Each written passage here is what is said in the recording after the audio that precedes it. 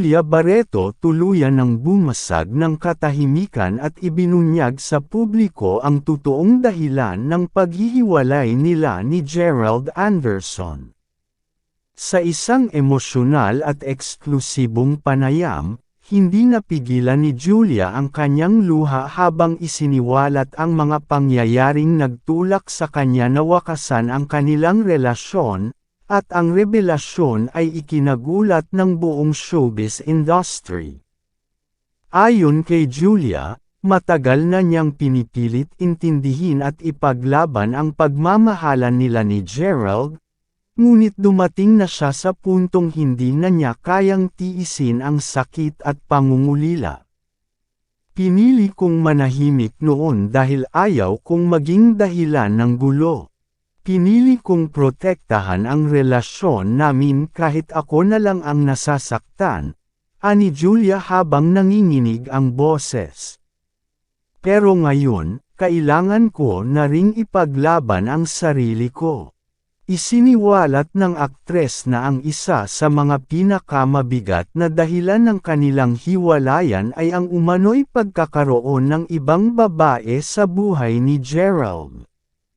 Hindi pinangalanan ni Julia ang nasabing babae, ngunit malinaw ang mga pahiwatig niya na isa ito sa mga nakakatrabaho ng aktor. Hindi ko akalain na darating sa punto na mararamdaman kong hindi na ako sapat. Kahit anong effort ko, kahit anong pagmamahal ko, may hinahanap pa pala siyang iba, pahayag ni Julia. Dagdag pa niya, nagsimula raw siyang magduda nang unti-unting magbago ang treatment ni Gerald sa kanya. Mula sa pagiging maalaga at laging present, naging malamig at madalas na siyang iwasan ng aktor. May mga araw na hindi siya sumasagot sa tawag o text ko. Sasabihin niya busy siya sa work, pero may mga pagkakataong may mga nakakarating sa akin na hindi magandang balita, ani Julia. Ayon sa malapit na kaibigan ni Julia, bago pa man aminin ng aktres sa publiko ang sitwasyon, ilang beses na raw itong umiiyak sa kanila at tila wala nang makapitan. Si Julia, lumaban hanggang sa huli. Mahal na mahal niya si Gerald, pero hindi niya kayang ipikit ang mata sa mga bagay na kitang-kita na niya, sabi ng kaibigan. Samantala, sa panig ni Gerald, nananatili itong tikom ang bibig sa issue.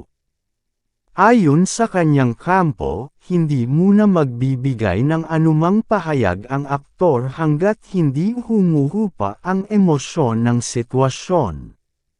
Ngunit sa social media, maraming netizens ang mabilis na nagbigay ng kani-kanilang opinyon. Ang ilan ay nadismaya sa aktor at ipinagtanggol si Julia, habang ang iba na may naniniwala na may mas malalim pang dahilan sa likod ng kanilang hiwalayan.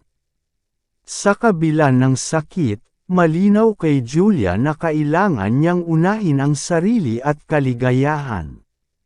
Mahal ko siya, minahal ko siya ng totoo. Pero dumating na ako sa puntong kailangan kong mahalin din ang sarili ko. Hindi ako perpekto, pero hindi ko deserve ang lokohin, ani Julia sa kanyang pahayag.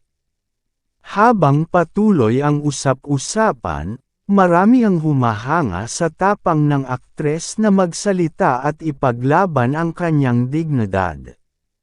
Para sa mga taga-suporta ni Julia, ang kanyang pagbubunyag ay isang hakbang tungo sa paghilom ng kanyang sugat at pagbuo muli ng kanyang sarili.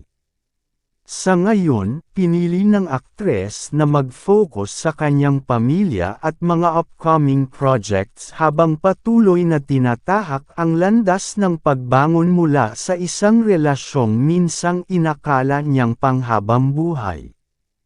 Ayon sa mga bagong lumabas na impormasyon mula sa malalapit na kaibigan ni Julia Barreto, Hindi raw naging madali para sa aktres na magdesisyong magsalita tungkol sa tunay na dahilan ng paghihiwalay nila ni Gerald Anderson.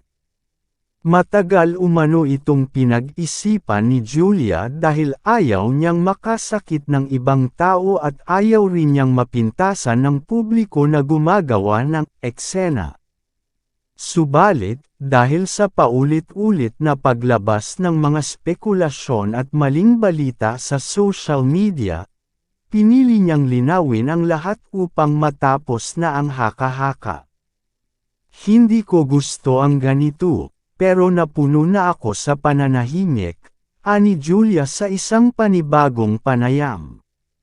Gusto kong malinaw na wala akong ibang hiniling kundi katapatan at respeto. Hindi ako perpekto, pero ibinigay ko lahat sa relasyon na yon. Ang mas masakit ay hindi ni